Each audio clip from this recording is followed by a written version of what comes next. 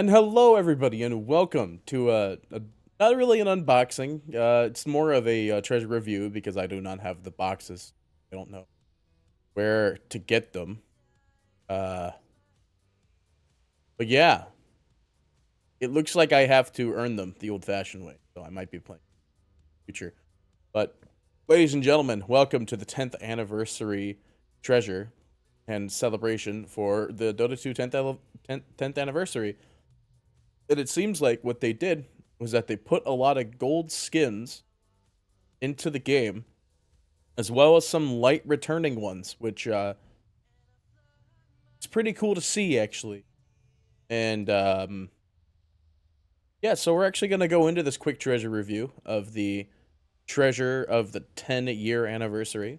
The first one is, who would have guessed it? It's Dolphrat and Roshanite. That is the shitty wizard, basically, on a gold version of the Courier.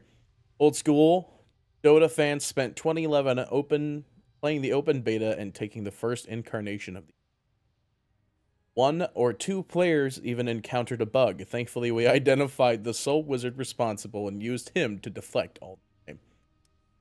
Ursa, another additional 10th anniversary specific one, from 2012 was the first big set of cosmetics that came out specifically in the Dota 2 universe. So, we see the resurrection of the Alpine Stalker with a little bit of a gold trim. Following that, we have Wraith King's 10th anniversary Relic Sword. Now, this was back when Wraith King was still the old classic Skeleton King of 2013. For ceremonial reasons, they've released his completely different Wraith King for his place, but added all these new heroes, and this was the first line of new cosmetics with new heroes. Following that was the 2014 10th anniversary Film Tale, which by the looks of it has been given quite a bit of extra particle effects. Still kind of gold because this was the first international that was the gold specific theme. So now we have our new little film tail that has looks to be the translucent effect added to its courier specific thing. Next, we have the epic year of 2015, the Earthshaker Echo Slam inside the Roshan pit. So we have none other than the set that was responsible and the pieces that were responsible for this exact scenario. And there are two styles to this, one that will go with the Arcana and one that is just straight gold. Following that is Monkey King's Wukong staff in 2016 with the 7.0 countdown closed the broadcast of the Boston Major. We celebrated the long history and set the stage for Monkey King. We're going to come a gold version of a staff that already has a gold version, now a more crimson bloodied one. And next we have Invoker's Heaven Piercing Pauldrons, which were a pretty strong item back in the old days. It was not a 2017 pickup item.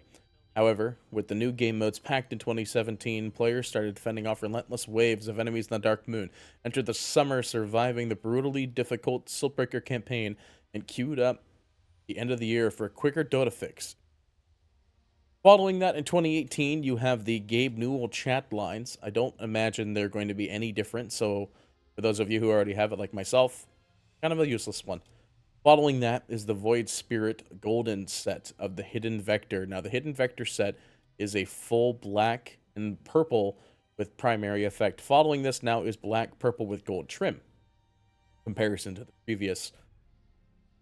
This was basically when Void Spirit was released. On August 2019, Void Spirit made his debut on stage at the International in Shanghai. Following that is a 2020 anniversary for Roshan's Aghanim Scepter. Not a very eventful year, because, 2020 happened. And instead, Dota players consoled themselves in 2020 inside the wielding corridors of the Aghanim's laboratory, where they finally got a chance to meet the Emporium creator of the Aghanim Scepter, Aghanim himself, and discover that he was kind of full of himself. While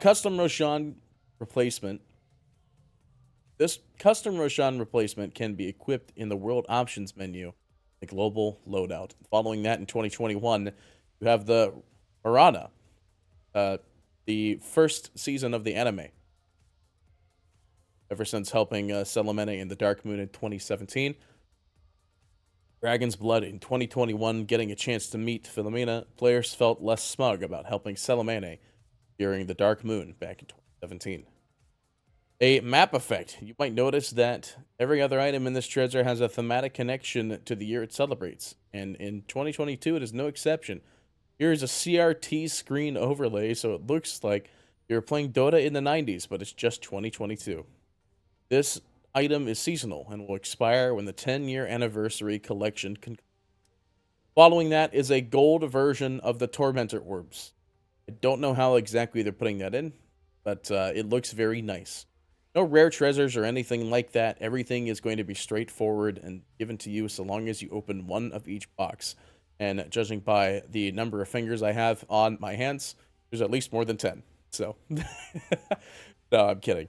There's 1, 2, 3, 4, 5, 6, 7, 8, 9, 10, 11, 12, and 13 total items in this treasure. And it's pretty good overall, I'd say. I mean, that's also because I'm a big fan of gold trim on everything, and it does look quite beautiful. So, very beautiful chest overall. Love the gold trims on most of these things. Some of them just seem like repeats that I'm never going to use if I ever play Dota again.